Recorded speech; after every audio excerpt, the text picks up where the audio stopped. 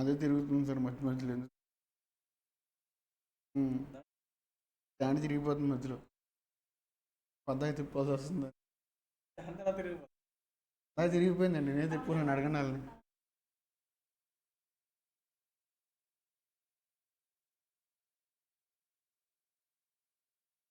అంతే sir, full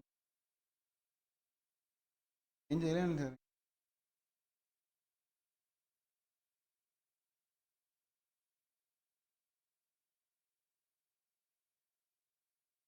మీరు ఇటు కూర్చోండి. సరే వదిలేండి, ఏం కాదు. నేను చదువుతాను, నేను ఎక్స్ప్లెయిన్ చేస్తాను.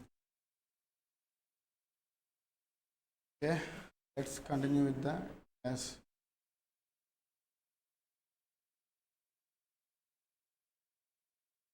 Statistical tools used in the economic analysis.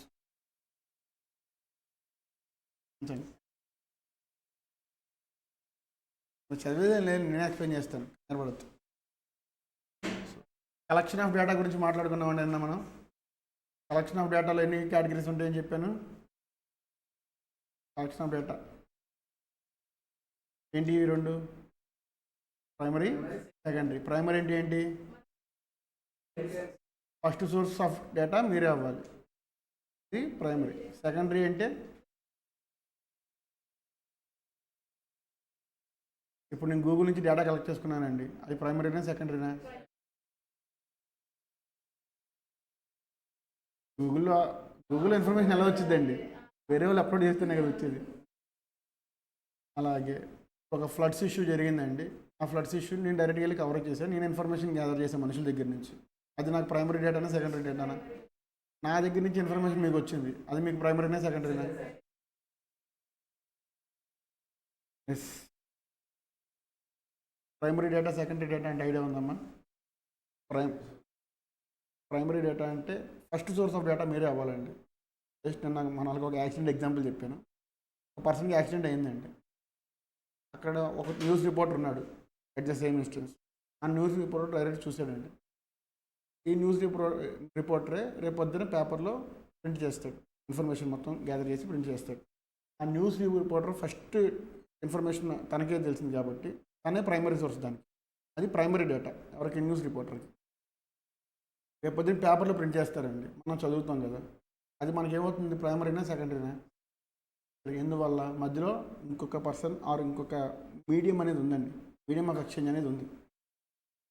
అని మీడియమ్స్ ఆఫ్ కమ్యూనికేషన్ అండి. కమ్యూనికేషన్ అంటే ఏంటి?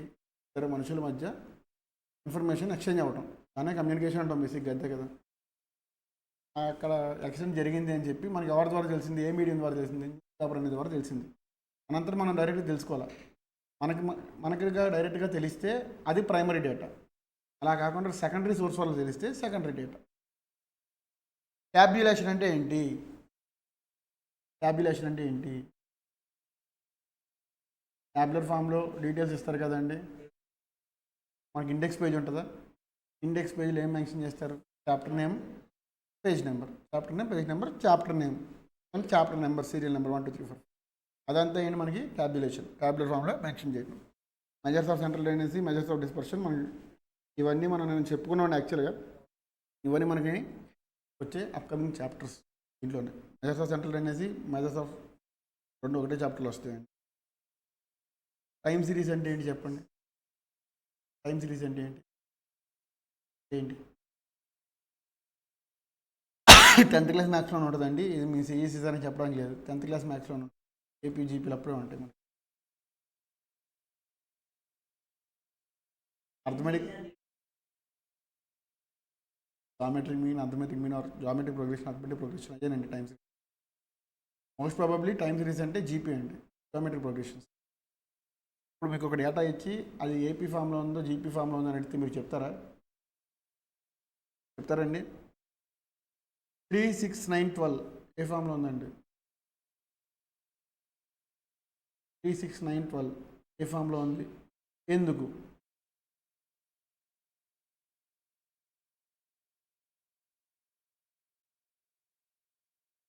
1 2 3 4 ఏ సిరీస్లో ఉందండి? ఎందుకు సార్?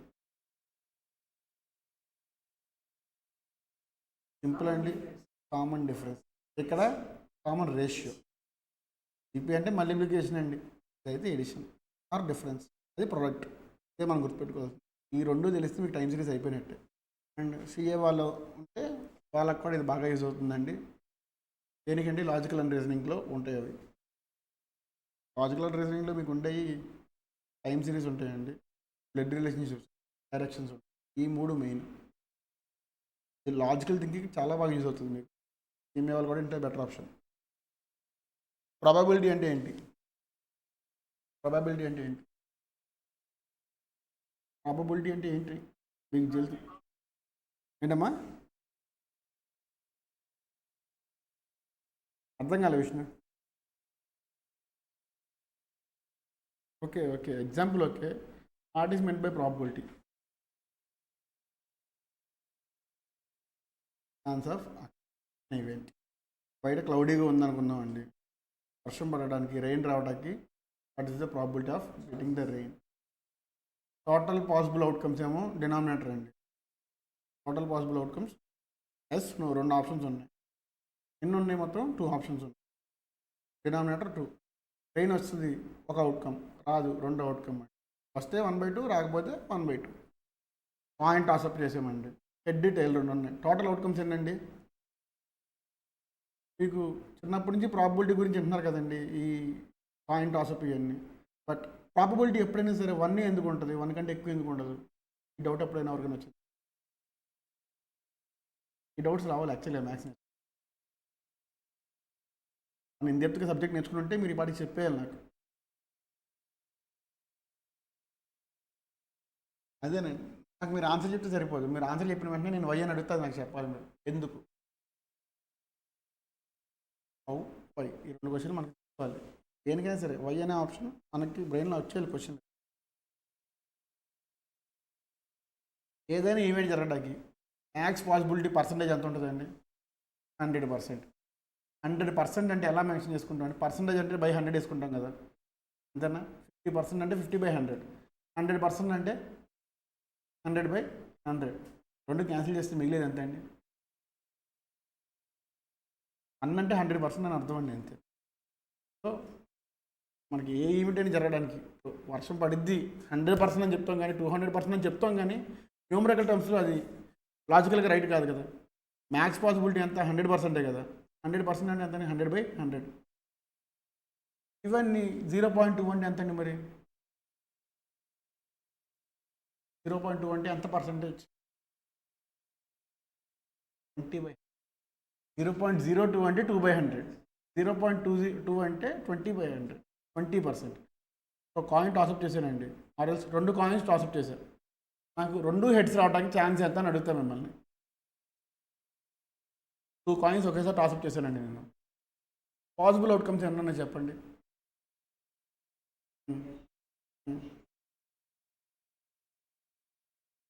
ఎన్ని పాసిబుల్ అవుట్కమ్స్ మొత్తం? 4. డినామినేటర్ 4. నేను అడిగింది ఏంటి మిమ్మల్ని క్వశ్చన్? 2 హెడ్స్ రావడానికి, బోత్ ఆర్ హెడ్స్, పాసిబిలిటీ ఏంటి? 1/4. అంటే కన్వర్ట్ చేసి చెప్పండి ఫ్రాక్షన్స్లో. 0.25 విచ్ ఈస్ నథింగ్ బట్ 4 అంటే 25% ఛాన్స్ ఉంది. ఎందుకు? 4 ఆప్షన్స్లో ఒక ఆప్షనే మనకి. ఇలా కాకుండా ఒక హెడ్ ఒక టైల్ పడతా ఎంత అని అడిగితే, ప్రాబబిలిటీ ఎంత అని అడిగితే మీరు ఏం చెప్పాలి? ప్రాబబిలిటీ ఎంత అని అడిగితే మీరు పర్సంటేజ్ చెప్పండి. ఎంత ప్రాబబిలిటీ ఎంత? 2 అంటే హాఫ్ కదండి, పర్సంటేజ్ అని అర్థం. 50%. ప్రాబబిలిటీ 1 అనేది ఎందుకు వస్తుంది? 100% అండి. ఏ ప్రాబబిలిటీ అయినా, ఏ ఈవెంట్ అయినా జరగడానికి మ్యాక్స్ పాసిబిలిటీ న్యూమరికల్ టర్మ్స్లో 100% అండి. 100% కాబట్టి ఏ ప్రాబబిలిటీ అయినా 1 కంటే ఎక్కువ రాదు. మనం చిన్నప్పుడు చేసేటప్పుడు ప్రాబబిలిటీ ఏమో 1256 వచ్చేసిద్దండి ఒకేసారి. 7th క్లాస్ 8th క్లాస్ మ్యాథ్స్లో ఒకసారి ప్రాబ్లం చేస్తుంటే 1 రావాలండి ఆన్సర్. నాకు 1256 వచ్చేసింది. ఇప్పుడు చెప్పారు మా మ్యాథ్స్ సార్ నాకు, అరే ప్రాబబిలిటీ అంటే 100% రా, 100% కంటే నీకేంటి 1256% వచ్చేసింది, ఎక్కడి నుంచి వచ్చింది అని చెప్పారు. కాదండి. ఇండెక్స్ నెంబర్స్ అంటే ఏంటి? ఇండెక్స్ నెంబర్స్ అంటే ఏంటి, ఎందుకు యూజ్ చేస్తాం? ఇండెక్స్ నెంబర్స్ అంటే ఇప్పుడు మనం టైం వాల్యూ ఆఫ్ మనీ తెలుసుకున్నాం. టైం వాల్యూ ఆఫ్ మనీ చూసాం కదా. టైం వాల్యూ ఆఫ్ మనీలో బేసిక్ కాన్సెప్ట్ ఏంటి? ఫస్ట్ చెప్పుకున్న rupee value of day, rupee value of tomorrow, ఇది మెయిన్ కాన్సెప్ట్ కదా.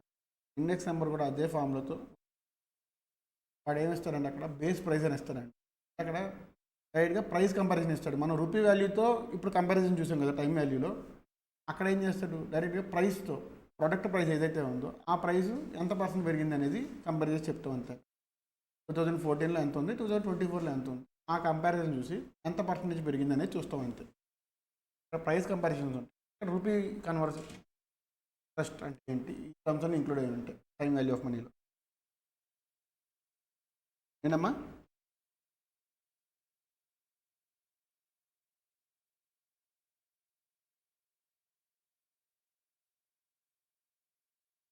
శాంప్లింగ్ అంటే ఏంటి, శాంప్లింగ్ అంటే ఏంటి ఆల్రెడీ మనం చెప్పుకున్నాం. బ్లడ్ శాంపిల్స్ తీసుకుంటారండి బ్లడ్ టెస్ట్కి కావాలంటే. ఒంట్లో ఉన్న బ్లడ్ అంతా లాగేసి బ్లడ్ టెస్ట్ అంటారా? అలా లాగేస్తే మనిషి ఉంటాడా చెప్పండి. బ్లడ్ శాంపుల్ అంటే ఏంటి, ఇంత బ్లడ్ చూసుకుని దాన్ని శాంపుల్ చేసి మీ బ్లడ్లో ఏమన్నా చెప్తారండి. ఎంత ఓకేనా, ఏమన్నా తేడా ఉందని చెప్తారు, డిఫరెన్స్ ఏమైనా ఉందా అని. అంతేగాని ఒంట్లో ఉన్న బ్లడ్ అంతా లాగేసి బ్లడ్ శాంపుల్ అంటే ఊరుకుంటాము మనం? ముందు అసలు మనం ఉంటామా, ఊరుకుంటామా సంగతి పక్కన పెట్టండి. శాంప్లింగ్ అంటే ఏంటండి, మొత్తం బల్క్ అమౌంట్ అక్కర్లేదండి, తీసుకోవక్కర్లేదు. శాంపుల్స్ వేసి ఇప్పుడు తీసుకోవచ్చు. మీకు ప్రొడక్ట్స్ యొక్క ఎగ్జాంపుల్ కూడా చెప్పాను మీకు గుర్తుంటే.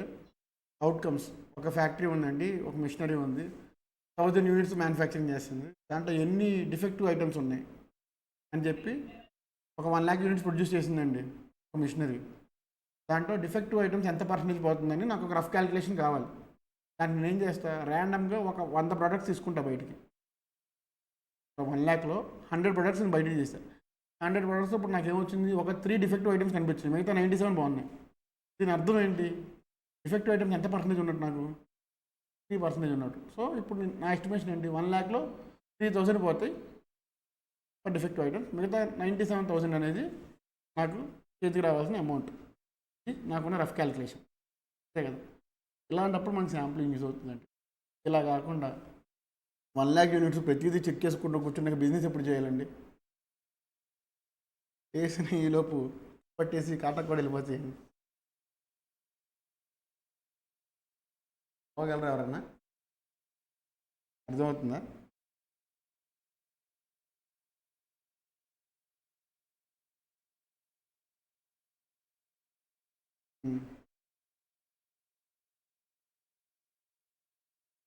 Senses. Data the information collected through census and surveys or in a routine manner or other sources is called raw data. రా డేటా అంటే మీకు ఏం చెప్పానండి నిన్న రా డేటా అంటే ఏం చెప్పి మీతో, అసలు రా అంటే ఏంటి, ఫిల్టరేషన్ ప్రాసెస్ ఏమి జరగకుండా మనకి ఏదైతే ఇన్ఫర్మేషన్ వచ్చిందో ఆ ఇన్ఫర్మేషన్ అలా వచ్చేస్తే అది రా డేటా అండి. దానికి ఒక ప్రాపర్ స్ట్రక్చర్ అనేది ఉండాలి. ఇప్పుడు ఒక మూవీ తీస్తున్నాం అనుకోండి, ఆ మూవీలో screen play is the crucial thing అండి. స్టోరీ ఉంటే సరిపోదండి, స్క్రీన్ ప్లే ఏ సీన్ తర్వాత ఏ సీన్ రావాలి, అది మేజర్ కదా, మేజర్ రోల్ ప్లే చేసేది కదా మూవీ సక్సెస్ అవ్వాలి ఫెయిల్ అవ్వాలనేది. అలాగే రా డేటా కూడా మనం దాన్ని ఫిల్టరేషన్ చేసి ఏ ఇన్ఫర్మేషన్ తర్వాత ఏ ఇన్ఫర్మేషన్ ఉండాలి, ఏ ఇన్ఫర్మేషన్ తర్వాత ఏ ఇన్ఫర్మేషన్, ఇవన్నీ కలెక్ట్ చేసుకోవాలి. అది ప్యూరిఫికేషన్ ప్రాసెస్. రా డేటా అంటే వితౌట్ ఎనీ ప్యూరిఫికేషన్. రా మీట్ అంటామా, ఏం తింటారు అందరూ? రా మీట్ అంటే ఏంటి, ఎటువంటి అంటే కుకింగ్ అనేది జరగకుండా డైరెక్ట్ చికెన్ షాప్ నుంచి తీసుకొచ్చేస్తాం కదండి, అది రా అంటే. రా అంటే ఎటువంటి ప్యూరిఫికేషన్ జరగకుండా ఉన్నది, అది ఎటువంటి ప్రాసెసింగ్ జరగకుండా ఉన్నది అర్థం, అంతే. అది రా డేటా అంటే. దీని అర్థం ఏంటి అండ్ ఇంకోటి, మీకు గూగుల్ ఫామ్స్లో ఫిల్ చేయమని వస్తాయి అనుకోనుకుని ఎప్పుడైనా ఫిల్ చేశారా మీరు? సర్వేస్ అవి కూడా గూగుల్ ఫామ్స్లో ఫిల్ చేయమని చెప్పి వస్తాయి. డ్రైవ్కి లింక్ ఇచ్చి మీ మెయిల్ ఇవ్వండి, కింద ఆప్షన్స్ ఇస్తారు, క్వశ్చన్ ఇచ్చి ఆప్షన్స్ ఇస్తారు. ఫిల్ చేశారా గూగుల్ ఫామ్స్? చూపిస్తుంది. The word data means information. మీకు ఇన్ఫర్మేషన్కి డేటాకి ఎవరికి చెప్తారా నాకు? ఇన్ఫర్మేషన్ని ప్రాసెస్ చేయగా వచ్చేది డేటా అంటే. Raw data is nothing but information అండి, అంతే. రకంగా raw data is nothing but information. ఇన్ఫర్మేషన్కి ఒక ప్రాపర్ స్ట్రక్చర్ అని ఇచ్చేది దాన్ని డేటా అంటాం. Next The adjective ra attached to the data indicates that the information thus collected and recorded cannot be put to use immediately or directly. మన information ఏదైతే collect చేసామో డైరెక్ట్గా దాన్ని మనం డైరెక్ట్గా యూజ్ చేయకూడదండి. ఇప్పుడు దానికి ఫిల్టరేషన్ చేసి ఒక ప్రాపర్ స్ట్రక్చర్ ఇచ్చి డేటా కింద కన్వర్ట్ చేసుకుని ఆ డేటా నుంచి ఒక అవుట్కమ్ రావాలి మనకి. ఆ అవుట్కమ్ని మనం పబ్లిష్ చేయాలి. ఇదే కదా మనం చేసిన ప్రాసెస్. మనం చెప్పుకున్నాం ఆల్రెడీ యాక్చువల్గా. Repetition has to be converted into the more suitable form or processor before it begins to make sense to utilize gainfully. అర్థం ఏంటండి? సూటబుల్ ఫామ్లోకి కన్వర్ట్ చేస్తాం కదా, యూజ్ చేస్తేనే మనకి అవుతుందండి. రా డేటా ప్రకారం ఇచ్చేసి నోటికి వచ్చింది చెప్పేసి అసలు ఇంటర్వ్యూకి లేకుండా సినిమా స్టోరీని ఫస్ట్ బిట్ తర్వాత క్లైమాక్స్ తర్వాత ఇంటర్వ్యూల్స్ తర్వాత మళ్ళీ క్లైమాక్స్ వేసామనుకున్నారు. అర్థమైద్దా? కన్ఫ్యూజ్ అయిపోయి సినిమా ఫ్లాప్ అవుద్ది. అలాగే మనం ఇన్ఫర్మేషన్ అంతా కలెక్ట్ చేసిన తర్వాత రా ఇన్ఫర్మేషన్ ఇచ్చేసామనుకోండి, అలాగే ఎటువంటి ఫిల్టరేషన్ లేకుండా చూసి మీకు అర్థమయ్యిద్ది. కానీ వాళ్ళకి అర్థం అవ్వాలి కదా. సినిమా తీసింది నేనే, నాకు అర్థమైతే చాలంటారని మీరు. ఆడియన్స్కి అర్థమైతేనే కదా డబ్బులు వచ్చేది. Raw data is statistical in the original form for any statistical techniques are used to define the processor. Two types of data ఏంటంటే మనకు తెలిసి primary and secondary. Primary data అంటే ఏంటి? సరే చదవండి ఊరికే.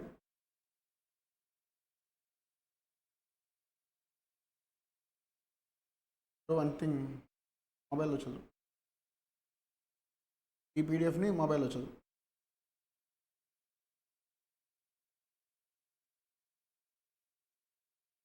ఫార్వర్డ్ చేయమని చెప్తానండి ఈ పీడిఎఫ్ అందరికి.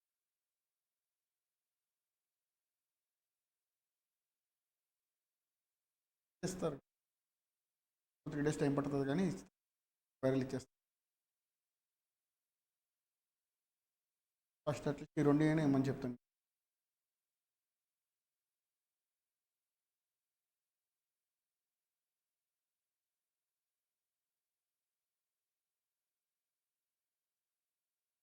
Primary data and secondary data అంటే మనం ఆల్రెడీ చెప్పుకున్నామండి. Methods of collecting primary data. Primary data అంటే ఏంటో చెప్పుకున్నాం. మీకు కొన్ని ఎగ్జాంపుల్స్ కూడా ఇచ్చానండి. దాంట్లో ఎన్ని మెథడ్స్ ఉన్నాయో ఇప్పుడు చూద్దాం. డైరెక్ట్ పర్సనల్ అబ్జర్వేషన్ అంటే మీకు మీరుగా దగ్గరుండి చూసిందండి, అది primary data. Indirect oral investigation, మీరు ఇక్కడ లేరు, డైరెక్ట్గా కాల్ చేసి కనుక్కున్నారు. ఒక పర్సన్ ఎఫెక్ట్ అయ్యారండి, ఆ పర్సన్కి మీరు డైరెక్ట్గా కాల్ చేసి ఇన్వెస్టిగేట్ చేశారు. ఇన్వెస్టిగేషన్ అంటే క్వశ్చన్స్ అడగడం. మోర్ డిప్లొమాటిక్ వే అంటే క్వశ్చన్స్ అడగటం. మనం మూవీస్లో చూసి ఇన్వెస్టిగేషన్ అంటే ఏదో అనేసుకుంటాం, కానీ ఇన్వెస్టిగేషన్ అంటే ఉన్న డౌట్స్ని క్లారిఫై చేసుకుంటా క్వశ్చన్ అడగడం meaning. So indirect overall investigation. Then estimates from the local sources and correspondings అంటే ఏంటి? Questions from ఉండొచ్చులేదా?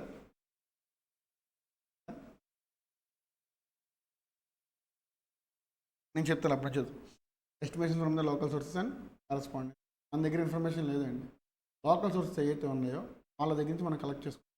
ఇది కూడా primary data. Data through questionnaires. ఈ క్వశ్చనరీస్ అని నేను చూసారా, దీనికి బెస్ట్ ఎగ్జాంపులే ఇందాక నేను చెప్పింది మీకు గూగుల్ ఫామ్స్. గూగుల్ ఫామ్స్ అంటే డ్రైవ్ లింక్ ఇస్తారండి. అంటే వాళ్ళ ఇష్టం, ఎన్ని క్వశ్చన్స్ కావాలంటే అన్ని క్వశ్చన్స్ ఇస్తారు. ఆ క్వశ్చన్స్ కింద ఆప్షన్స్ ఇస్తారండి. ఒక సర్వేలా కనెక్ట్ చేస్తారనమాట. మొన్న ఏంటమ్మా డీటెయిల్స్ అంటే వాళ్ళు దేనికి సంబంధించిన సర్వే చేస్తున్నారో దానికి సంబంధించిన క్వశ్చన్.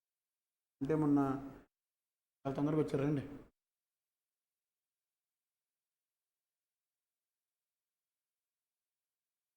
మొన్న ఆంధ్రప్రదేశ్ ఎలక్షన్స్ జరిగింది కదండి.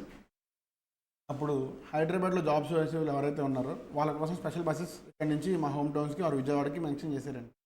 వాళ్ళు డీటెయిల్స్ తెలుసుకోవడానికి అందరికీ కాల్ చేసి అడగకుండా గూగుల్ ఫామ్స్ లింక్ ఇచ్చారండి. దాంట్లో వాళ్ళు అడిగిన క్వశ్చన్స్ ఏంటి? మీ పేరు, మీ ఓటర్ ఐడి నెంబరు, మీ ఆధార్ కార్డు నెంబరు, మీరు ఏ ఇన్స్టిట్యూషన్ ఆర్ ఏ కంపెనీలో పనిచేస్తున్నారు, ఏ డేట్ని వస్తారు, ఈ 5 డీటెయిల్స్ అడిగారండి. ఈ 5 డీటెయిల్స్ అడిగి ఇక్కడ నుంచి అక్కడికి డైరెక్ట్గా బస్ అనేది ప్రొవైడ్ చేశారు మనకి. ఈ క్వశ్చనర్స్ అన్ని ఒక్కొక్కరికి కాల్ చేసి కలెక్ట్ చేయడానికి ఎంత టైం పట్టిద్దండి? నాకు తెలిసే ఒక 200-300 మెంబర్స్కి వచ్చినాయండి అదే Google form. Google form link click చేసి డే అండ్ సబ్మిట్ చేస్తే అందరికి వెళ్ళిపోయినాయి. వాళ్ళు ఎవరికి కాల్ చేయాల్సిన పని లేదు. కాకపోతే గూగుల్ ఫామ్ క్రియేట్ చేయడానికి కూడా ఆ 5 క్వశ్చన్సే కాబట్టి పెద్ద టైం పట్టదండి. హార్డ్లీ 15 మినిట్స్ అంతే. మీరు గూగుల్లోకి వెళ్ళి గూగుల్ ఫామ్స్ అని చెప్పి ఒకటి వచ్చేసింది, ఏమేమి పట్టదు దానికి. ఏం డేటా త్రూ క్వశ్చనరీస్ అంటే అదేనండి. అంటే క్వశ్చనరీస్ మనం అడిగే క్వశ్చన్స్ ఉంటాయి కదా, అయ్యే అండ్ క్వశ్చనరీస్ అంటే. నేను చెప్పాను కదా మమ్మల్ని ఏ క్వశ్చన్స్ అడిగారు, 5 క్వశ్చన్స్. మా నేమ్ అడిగారు, మా ఓటర్ ఐడి, ఆధార్ కార్డ్, ఏ కంపెనీలో పనిచేస్తున్నారు, ఏ డేట్ వస్తారు, డేట్ని బట్టి బస్ టికెట్లు ఇవన్నీ చూడాలి. ఈ 5 డీటెయిల్స్ ఉన్నాయి కదా, ఈ 5 క్వశ్చనర్స్ అడిగారు. అమ్మ చెప్పమ్మా.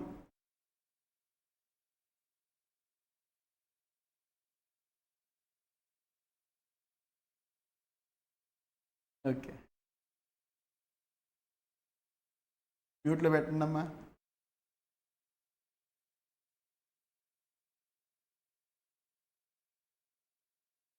Investigations through enumerators. ఎన్యూమరేటర్స్ అంటే ఏంటండి? This method is generally employed by the government for population details ఉంటాయి కదండి. ఎన్యూమరేటర్స్ అంటే మనం చెప్పాం కదండి, పాపులేషన్ ఎలా కలెక్ట్ చేసుకుంటారు అనేది. ఒక ప్లేస్కి స్పెసిఫిక్ నెంబర్ ఆఫ్ పర్సన్స్ అనేది ఇచ్చేస్తారండి, ఏరియాలకి ఇచ్చేస్తారు, మెన్షన్ చేస్తారు కదా, వాళ్ళని ఎన్యూమరేటర్స్ అంటారు. అలా కలెక్ట్ చేసిన డేటా కూడా ప్రైమరీ డేటా. అలాగే methods of collecting secondary data. ఇక్కడ నుంచి చదువు.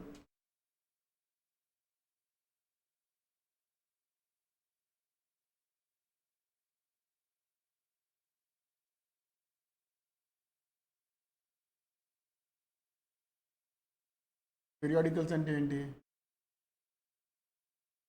మీకు ఐడియా ఉంటే, మనకు డైలీ వచ్చే న్యూస్ పేపర్స్ అండి. కొన్ని వీక్లీ న్యూస్ పేపర్స్ ఉంటాయి, కొన్ని మంత్లీ వస్తాయి.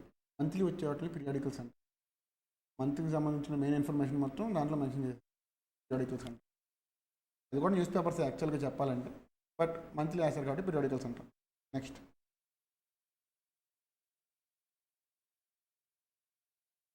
అసోసియేషన్. పబ్లికేషన్స్ అంటే తెలుసా అండి? పబ్లికేషన్స్ అంటే తెలుసా? పబ్లికేషన్స్ అంటే ఠాకూర్ పబ్లికేషన్స్. బుక్స్ని పబ్లిష్ చేసేవాళ్ళు ఉంటారు కదండి, కంపెనీ లాగా ఉంటుంది కదా, బుక్స్ ప్రింటింగ్ ఇవన్నీ జరుగుతాయి కదా, పబ్లికేషన్స్ అంటే. వాళ్ళకి ఒక కంపెనీ నేమ్ లాగా ఠాకూర్ పబ్లికేషన్స్ అనేది. ఇది ఎక్కడైతే ప్రింటింగ్ ప్రెస్ ఉందో దానికి ఒక నేమ్ అది. వాళ్ళకి ఇంకా బ్రాంచెస్ కూడా ఉండొచ్చు, అది వేరే విషయం. Next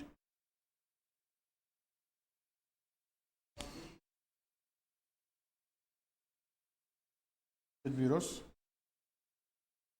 UGC. ఇన్ఫర్మేషన్ అప్డేట్ తర్వాత రీసెర్చ్ పేపర్స్. రీసెర్చ్ పేపర్స్ అంటే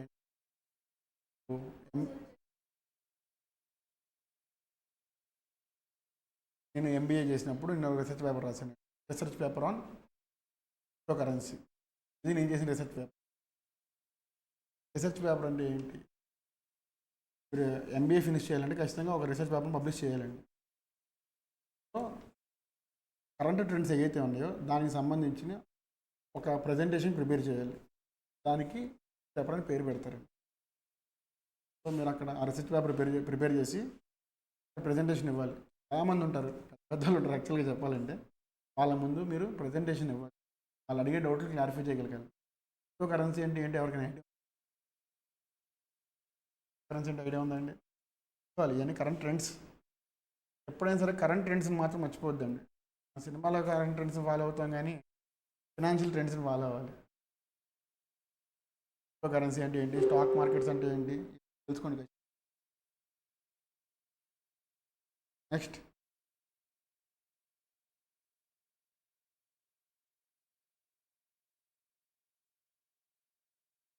కొంచెం గట్టి చదువు.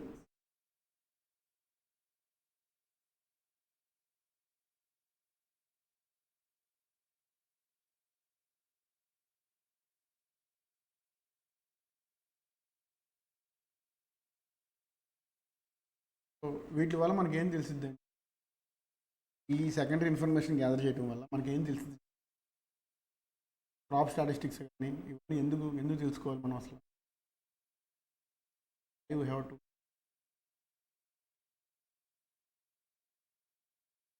ఉత్పత్తి చెప్పుకుంటాం కదండి, India is the highest producer of wheat wheat wheat wheat wheat అండి, వీట్ గోధుమలు, రైస్. రైస్ అండ్ వీట్కి మనం మేజర్ ప్రొడ్యూసర్. ఎలా తెలుస్తాయి అన్నీ? ఇలాంటి వాటిలో తెలుస్తాయండి. అలాగే ఒక కంపెనీ, ఒక కంట్రీ డెఫిషియట్లో ఉందా, సర్ప్లస్లో ఉందా, ట్రేడ్ సర్ప్లస్లో ఉందా, ట్రేడ్ డెఫిషియట్లో ఉందా అని ఎలా చేస్తుంది? ట్రేడ్ సర్ప్లస్ అంటే ఏంటి, ట్రేడ్ డెఫిషియట్ అంటే ప్లస్ డెఫిషియట్ అంటే మీకు ఆల్రెడీ చెప్పానండి. ట్రేడ్ అంటే ఏంటో తెలుసు మీకు. ట్రేడ్ అంటే ఏంటి? బయింగ్ అండ్ సెల్లింగ్ యాక్టివిటీ జరిగితే ట్రేడ్. ట్రేడ్ సర్ప్లస్ అంటే ఏంటి, ట్రేడ్ డెఫిషియట్ అంటే. సర్ప్లస్ అంటే తెలుసా? సర్ప్లస్. డెఫిషియట్ అంటే విటమిన్ డెఫిషియన్సీ అంటామా? ఎవరికైనా వస్తే విటమిన్ డెఫిషియన్సీ వచ్చిందంటామా? దాని అర్థం ఏంటి? విటమిన్స్ అనేవి బాడీలో తగ్గిపోయినాయండి. అలాగే ట్రేడ్ డెఫిషియట్ అంటే ఏంటి? ఎక్స్పోర్ట్స్కి ఇంపోర్ట్స్కి ఉన్న మధ్య డిఫరెన్స్ అండి. మన ఎక్స్పోర్ట్స్ ఎక్కువయ్యి ఇంపోర్ట్స్ తక్కువైనాయి అనుకోండి, మనం ట్రేడ్ సర్ప్లస్లో ఉంటామండి. ఎందుకు? ఎక్స్పోర్ట్స్ అంటే అది మనకు సెల్లింగ్, ఇంపోర్ట్స్ అంటే మనకు బయింగ్ కదా. సెల్లింగ్ పెరిగి బయింగ్ తగ్గితే మనం సర్ప్లస్లో ఉంటామండి.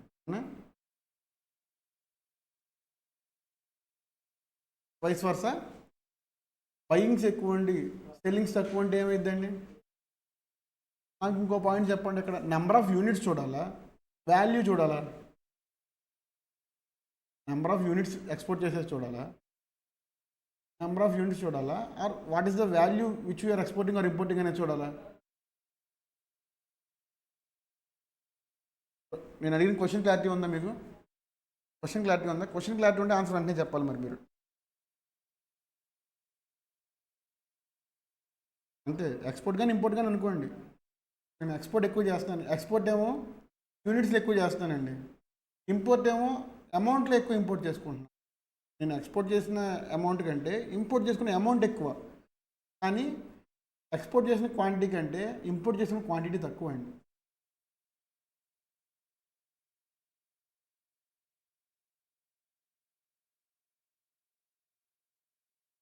క్వశ్చన్ జాగ్రత్తగా అర్థం చేసుకోండి. ఇప్పుడు మనం ఏం మాట్లాడుకున్నాం చెప్పండి ఒకసారి. మనకు మెయిన్ కాన్సెప్ట్ ఏంటి ఇప్పుడు? ఎక్స్పోర్ట్ ఇంపోర్ట్ అండి, ఓకేనా? ఓకేనా? ఎక్స్పోర్ట్ నేను రెండు చేస్తున్నాను కదా. ఫర్ ఎగ్జాంపుల్ యూఎస్ఏకి ఇండియాకి అనుకోండి, యూఎస్ఏకి ఇండియాకి మధ్య ట్రేడింగ్ అనుకోండి. నేను యూఎస్ఏకి ఎక్స్పోర్ట్ చేస్తానండి, రైస్ ఇవన్నీ ఎక్స్పోర్ట్ చేస్తున్నాను. కేజెస్లో మెన్షన్ చేసుకుంటాం కదా, కేజెస్లో మెన్షన్ చేసుకున్నా. ఎక్స్పోర్ట్ ఎన్ని కేజీస్ చేశాను నేను? ఒక 1,00,000 కేజీస్ చేశానండి. 1,00,000 కేజీస్ అనేది నేను ఎక్స్పోర్ట్ చేశాను. వాల్యూ ఎంత? ఎక్స్పోర్ట్ చేసిన వాల్యూ ఎంత? 1,00,000 కేజీస్కి కేజీ ఒక 50 రూపీస్ వేసుకున్నా, ఒక 100 రూపీస్ వేసుకున్నా. 1 ఇయర్ అనుకోండి, 1 ఇయర్ అనుకోండి. నేను ఇంపోర్ట్ ఏం చేసుకున్నాను? యూఎస్ నుంచి ఎలక్ట్రానిక్స్ చేసుకున్నా, మొబైల్స్ తీసుకున్నాను అనుకోండి. ఒక మొబైల్ ఎన్ని యూనిట్స్ తీసుకున్నాను నేను? ఇక్కడ 10,000 యూనిట్స్ చేసుకున్నానండి. ఒక్కో దాని వాల్యూ ఎంత? 10,000 అండి. ఇప్పుడు చెప్పండి, ట్రేడ్ సర్ప్లస్లో ఉన్నట్ట, ట్రేడ్ డెఫిసిట్లో ఉన్నట్ట?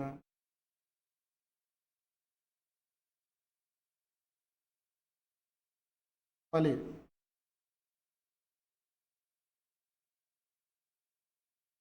డెఫిసిట్ సర్ప్లస్ ఎందుకు సార్? 10,000 ఇంటూ 10,000 ఎంత అండి? 10 CR అండి. మనకి వాల్యూనే ఫైనల్ మ్యాటర్ అండి, యూనిట్స్ కాదు. యూనిట్స్ ఎన్ని ఉంటే మనకి ఎందుకండి? మీరు 100 కేజీలు బియ్యం పంపించారండి, ఆడ ఒక డైమండ్ పంపించాడు, ఒక్క డైమండే కదా. మేము 100 కేజీలు రైస్ పంపించాం కదా, మేమే ఎక్కువ పంపించామని అడుగుతారా మీరు? యూనిట్స్ ఎన్ని అనేది మనకి అన్నెసరీ అండి. What is the total value, అది మెయిన్ థింగ్. మనకి వాల్యూ వల్లే మనకి ట్రేడ్ డెఫిసిట్ ఆఫ్ సర్ప్లస్ తెలిసేది. ఇంపోర్ట్స్ వాల్యూ ఎక్కువ అండి, ఎక్స్పోర్ట్స్ మైనస్ ఇంపోర్ట్స్ పాజిటివ్ ఉందనుకోండి, ఏంటిది? అలాగే ఎక్స్పోర్ట్ మైనస్ ఇంపోర్ట్స్ నెగిటివ్ ఉంటే ఇంపోర్ట్స్ వాల్యూ తక్కువ ఉండాలండి, ఎక్స్పోర్ట్స్ వాల్యూ ఎక్కువ ఉండాలి. మనం వేరే కంట్రీస్కి అమ్మే ఎక్కువ ఉండాలండి. అప్పుడే మనకి జీడిపిలో కూడా గ్రోత్ ఉంటుంది. జీడిపి అంటే ఏంటండి? కరెక్ట్. ఎకనామిక్స్లోకి వెళ్ళిపోతున్నాం. Next information obtain from the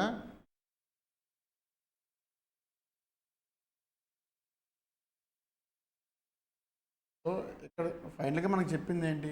ఎటువంటి న్యూస్ పేపర్స్ అయినా, ఎటువంటి పబ్లికేషన్స్ అయినా, ఏదైనా international are national are local, ఎటువంటి పబ్లికేషన్స్ కానీ, న్యూస్ పేపర్స్ కానీ, పీరియాడికల్స్ కానీ, దేని నుంచి ఇన్ఫర్మేషన్ కలెక్ట్ చేసుకున్నా మనకు అది సెకండరీ డేటానే. అదే మనకి ఫైనల్గా చెప్పింది. ఒక పాయింట్లో ఇంటర్నేషనల్ మెన్షన్ చేసాం, ఒక పాయింట్లో నేషనల్ మెన్షన్ చేసాం, ఇంకో పాయింట్లోనేమో లోకల్. అదే మనకి అన్నీ 3 పాయింట్స్గా డివైడ్ చేసాం. నెక్స్ట్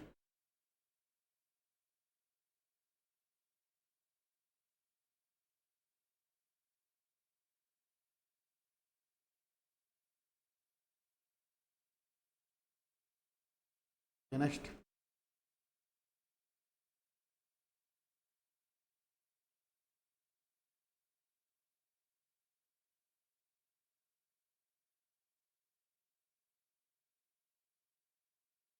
అంటే అర్థం ఏంటి? క్లాసిఫికేషన్ ఎలా చేస్తాం చెప్ప క్లాసిఫికేషన్ ఎలా చేస్తాం? క్లాసిఫికేషన్ అంటే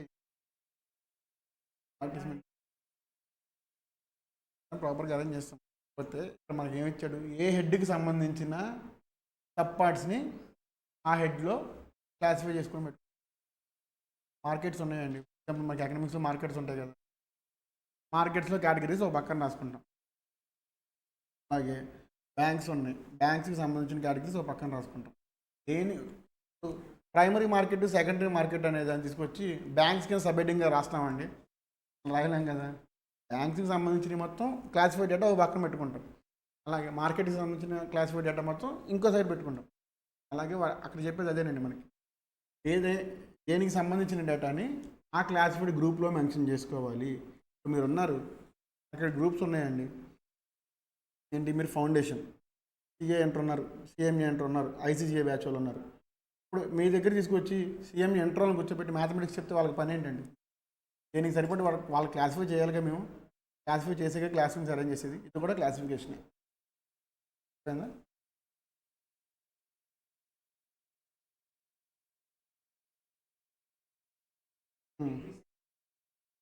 గుడ్ క్లాసిఫికేషన్,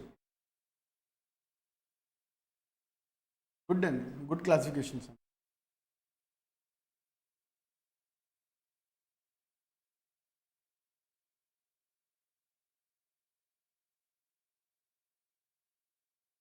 బిగ్ బస్ మ్యూచువల్ ఎక్స్క్లూజివ్ అంటే ఏంటి?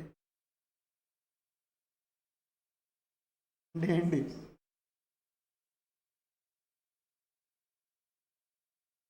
దానికి ఇంకో దానికి ఇంటర్లింక్స్ ఉంటాయండి.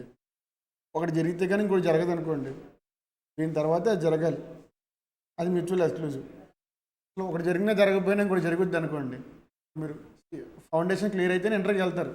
ఈ మ్యూచువల్ ఎక్స్క్లూజివ్నా కాదా? చెప్పండి. మ్యూచువల్లీ ఎక్స్క్లూజివ్ అంటే మీరు ఫౌండేషన్ క్లియర్ అయితే తప్ప ఇంటర్కి వెళ్ళారండి కదా, అది మ్యూచువల్ ఎక్స్క్లూజివ్. ఇది డిపెండ్ అయితేనే, ఇది కంప్లీట్ అయితేనే అది ఇది మీద డిపెండ్ అయ్యే నెక్స్ట్ ప్రాసెస్ ఉంది. అలా కాకుండా ఒకదాని మీద ఇంకోటి డిపెండెన్సీ లేదనుకోండి, అది జస్ట్. నెక్స్ట్ స్టేబుల్ అంటే ఏంటండి? కాన్స్టెంట్గా ఉంటామండి, ఫ్లక్చువేట్ అవ్వకుండా ఉంటాం. సూటబిలిటీ. హోమోజీనియస్ అంటే ఏంటి? హోమోజీనియస్ అంటే సేమ్ కైండ్ ఆఫ్ ప్రొడక్ట్స్ అన్ని ఒకసారి.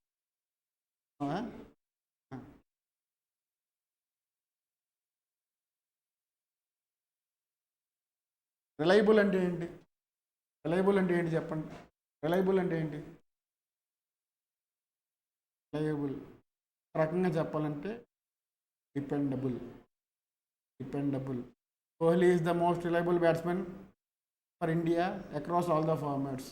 దాని అర్థం ఏంటి? He's the most dependable batsmen of India. Crunch situation వచ్చినప్పుడు he's the batsmen who can save us. India versus Pakistan fight చూసుకున్నా, any tough situations he's the 1 person can help us. Adequate అంటే ఏంటి? Adequate అంటే ఏంటి? సరిపోయినంత అని అర్థమైంది. సరిపడినంత. మీరు వంటకాల ప్రోగ్రామ్ చూస్తారు అమ్మలతో కలిసి.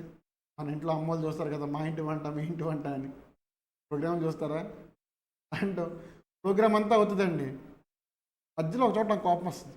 ఎక్కడో చెప్పనా, ఉప్పు ఎంత చేసుకోవాలో తెలుసా, తగినంత అంటారండి. తగినంత ఎంత తెలిస్తే మన ప్రోగ్రామ్ ఎంత చూస్తామండి. అవునా? దానికోసమే చూస్తారు ప్రోగ్రామ్. అసలు ఉప్పు ఎంత చేసుకో, రుచికి తగినంత అంటారు. దాని అర్థం ఏం చేసుకోవాలి? దాన్నే ఎడిక్వేట్ అంటాం. దాన్ని ఏమంటారు? తగినంత అంటే ఎడిక్వేట్ అని. నెక్స్ట్ చదువమ్మా.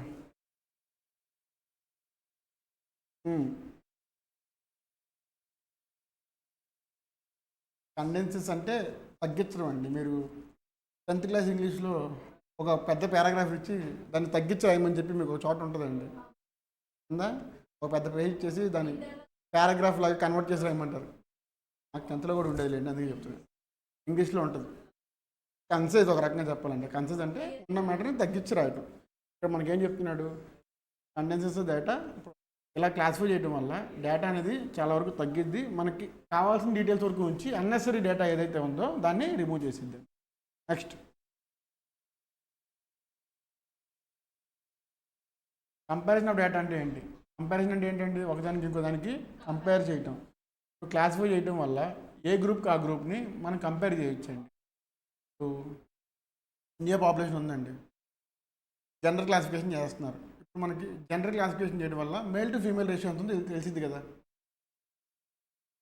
అది కంపారిజన్ అంటే. ఆల్రెడీ చెప్పానండి. What is the male to female ratio? Males ఎక్కువ ఉన్నారా, ఫీమేల్స్ ఎక్కువ ఉన్నారా? అన్నారు. ఓకే, నెక్స్ట్ 69 నాకు తెలిసినంత వరకు. తర్వాత డేటా ఏమైనా అప్డేట్ చేశారో నాకు తెలుసు. రైట్, నెక్స్ట్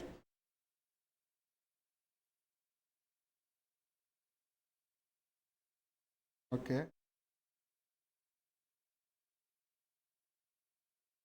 సో దీనివల్ల మనం డేటా క్లాసిఫై చేయడం వల్ల నెక్స్ట్ స్టాటిస్టికల్ మూవ్స్ ఏవైతే ఉన్నాయో అవి చేయడానికి మనకి ఈజీ అవుతుంది.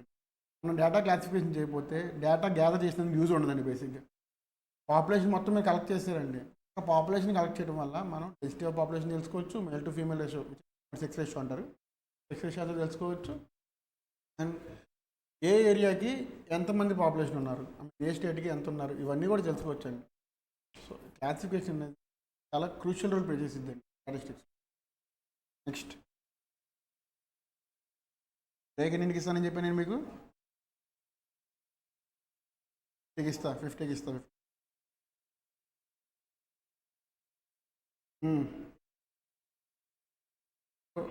క్లాసిఫికేషన్ ఆఫ్ డేటా అంటే ఏంటి తెలుసుకున్నామండి. దాంట్లో ఎన్ని టైప్స్ ఉన్నాయో ఇప్పుడు మనం చూద్దాం.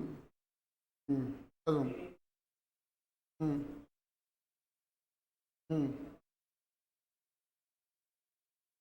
Qualitative classification. మీకు నేను క్వాలిటేటివ్కి క్వాంటిటేటివ్కి డిఫరెన్స్ చెప్పినట్టున్నా నిన్న కదా. బిర్యానీ ఎగ్జాంపుల్ తీసుకుని మరి చెప్పా అదో లేదా? అంత బిర్యానీ ఇచ్చాడు, టేస్ట్ లేదు, ఉపయోగం ఏంటి? క్వాంటిటీ ఎక్కువ ఉంది కానీ టేస్ట్ లేదు, యూజ్ ఏంటి? నెక్స్ట్ క్లాసిఫికేషన్ ఆఫ్ డేటాలో ఎన్ని కేటగిరీస్ ఉన్నాయో చూసాం కదండి. ఒక్కొక్క దానికి మీనింగ్ ఏంటో ఇప్పుడు చూద్దాం. చదువమ్మా.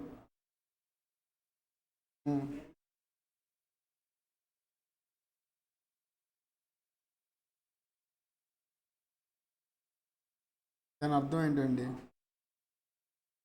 దాని అర్థం ఏంటి?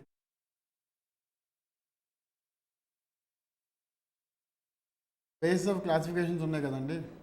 ఆ క్లాసిఫికేషన్స్ని మనం నెంబర్స్లో మెన్షన్ చేయగలిగితే, క్వాంటిటేటివ్ అంటే నెంబర్స్ అండి, క్వాంటిటేటివ్ అంటే క్వాంటిటీ. క్వాంటిటీని దేంట్లో మెజర్ చేస్తాం? యూనిట్స్ అయినా సరే నెంబర్స్లోనే మెజర్ చేస్తాంగా. కిలోమీటర్స్ అయినా, లీటర్స్ అయినా, మీటర్స్ అయినా, ఏదైనా సరే మనం యూనిట్స్ అంటే నెంబర్స్లోనే మెజర్ చేస్తాం. నథింగ్ బట్ సింపుల్గా చెప్పాలి, క్వాంటిటీ అంటే నెంబర్ అండి. క్వాంటిటీ అంటే నెంబర్. క్వాంటిటేటివ్ క్లాసిఫికేషన్ అంటే ఆ క్వాంటిటీ క్లాసిఫికేషన్ చేసినప్పుడు నెంబర్స్లో మనకు డిఫరెన్స్ ఎంత ఉందో మనం ఈజీగా తెలుసుకోవచ్చు అండి. మనం తీసుకున్న example male to female ratio అనుకున్నాము, అది క్లాసిఫికేషన్ చేసాం, అది క్వాంటిటీ క్లాసిఫికేషన్. ఎందుకు? నెంబర్స్లో మనం మెన్షన్ చేస్తున్నాం కదా. అలా క్లాసిఫై చేసిన ద్వారా మనకి మేల్ టు ఫీమేల్ రేషియో అంతా తెలిసింది కదా. నెక్స్ట్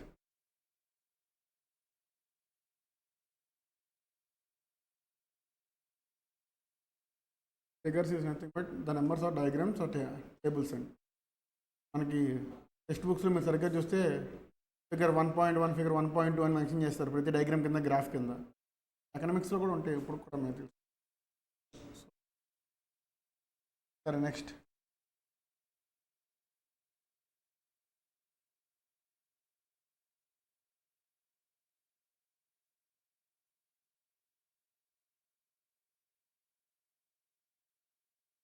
హైట్ని దేంతో కొలుస్తామండి? Feet are ఇంచెస్లో కొలుస్తాం. మనం ఇలా ఏది తీసుకున్నా సరే మెజర్మెంట్ అనేది వచ్చిందంటే ఖచ్చితంగా నెంబర్స్తోనే మనకి పని అండి. క్వాంటిటేటివ్ అంటే నెంబర్స్లో మెజర్ చేసేది అంతే. క్వాంటిటేటివ్ అంటే నెంబర్స్లో మెజర్ చేస్తాం, అదే క్వాంటిటేటివ్ అంటే. నెక్స్ట్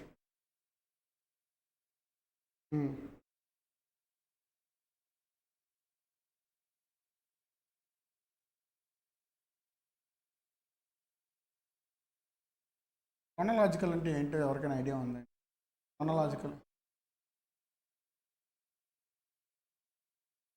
క్రోనలాజికల్ అంటే టైం ప్రకారం, టైం బై టైం సిరీస్లో రాసుకోవడం అండి. అంటే ఇప్పుడు 12కి ఒక ఈవెంట్ జరిగిందండి, 12:30కి ఒక ఈవెంట్ జరిగింది, 1కి ఒక ఈవెంట్ జరిగింది, 1:30కి ఒక ఈవెంట్ జరిగింది, ఇలా 4 ఈవెంట్స్ జరిగినాయండి. క్రోనలాజికల్ ఆర్డర్లో మెన్షన్ చేయమంటే 12, 12:30, 1, 1:30 ఈ ఆర్డర్లోనే మెన్షన్ చేయాలండి. క్రోనలాజికల్ ఆర్డర్ అంటే టైం సిరీస్లో రాయటం అంతే, అనే క్రోనలాజికల్ ఆర్డర్ అంటాం. సో ఇప్పుడు మనకి టెంపరరీ క్లాసిఫికేషన్ అంటే ఇక్కడ ఏం చెప్తున్నానండి, ఈవెంట్కి మధ్య డిఫరెన్స్ ఎంత ఉందో మనకి తెలిసిద్దండి. సో బేసిక్గా పాపులేషన్ని ఎన్ని ఇయర్స్కి ఒకసారి క్యాలిక్యులేట్ చేస్తారండి? 10 ఇయర్స్కి. 2011లో చేశారు, మళ్ళీ 2021లో చేశారు, నెక్స్ట్ 2031లో చేస్తారు. సో ఇది ఆ టైం డిఫరెన్స్ అండి. దీన్ని మనం ఏమనాలి? Temporal or chronological order. Chronological అంటే టైం ప్రకారం టైం గ్యాప్స్ మెన్షన్ చేసుకుని రావడం అంటే అది వరుసగా రావాలి. 10 తర్వాత 10:30 తర్వాత 11 రావాలి, కానీ 10 తర్వాత 11 తర్వాత 10:30 రాయకూడదు. ఈవెంట్ టైం జరిగిందని బట్టి వెంటనే నోట్ చేసుకోవాలి. మీరు క్రోనలాజికల్ ఆర్డర్ అనేది బాగా ఎక్కడ చూస్తారు చెప్పండి? ఎక్కడైనా చూసారా క్రోనలాజికల్ ఆర్డర్లో రాయటం? ఇప్పుడు రిజిస్టర్స్ ఉంటాయా, మీరు అక్కడికని వచ్చి విజిట్ చేసినప్పుడు మీరు డేటు టైం రాసి మెన్షన్ చేసి లోపలికి వెళ్తారండి. ఎప్పుడు రాయలేదా? డేటు టైం రాసి మెన్షన్ చేసి లోపలికి వెళ్ళదా? హాస్టల్లో నైట్ టైం వెళ్ళినప్పుడు అయినా సరే మీకు అక్కడ ఏం చేస్తారు, మీరు వచ్చిన టైము డేటు మెన్షన్ చేస్తారు. మీ తర్వాత వచ్చిన ఎలాగో మీ టైం కంటే ముందు రాయలేడు కదా, ఆప్షన్ లేదు. ఎందుకు? మీ తర్వాత రాసేవాడు, అది ఎవిడెన్స్ మనకి. అదే క్రోనలాజికల్ బెస్ట్ ఎగ్జాంపుల్ రిజిస్టర్ అండి. ఆ రిజిస్టర్ బెస్ట్ ఎగ్జాంపుల్ క్రోనలాజికల్ ఆర్డర్కి. నెక్స్ట్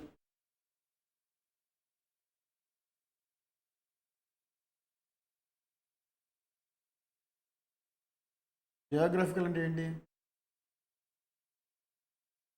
జియోగ్రఫికల్ అంటే ఏంటి? Location base. జియోగ్రఫికల్ లొకేషన్, ఏ ప్లేస్లో ఉన్నారు, ఈ మధ్య డిస్టెన్స్ ఎంత ఉందో లొకేషన్ నుంచి లొకేషన్కి, ఇవన్నీ మెన్షన్ చేసుకుంటాకి, ఇవన్నీ ఎక్స్ప్లెయిన్ చేయడానికి మనం యూజ్ చేసే క్లాసిఫికేషన్ ఏంటండి? Spatial or geographical classification. Next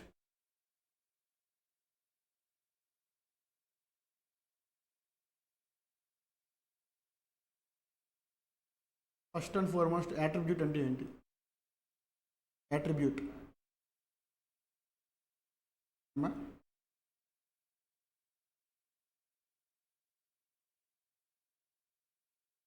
రైటే, మీనింగ్ రైటే, but any other words to explain English to English. Attribute is nothing but the quality అండి. చూస్ క్వాలిటీని ఎవరు మెజర్ చేయలేం, అంత క్వాలిటీ అంత క్వాలిటీ అని. మీరు చెప్పిన డెఫినేషన్ రైట్ అండి యాక్చువల్గా. మళ్ళీ చెప్పండి ఒకసారి అందరికీ. అది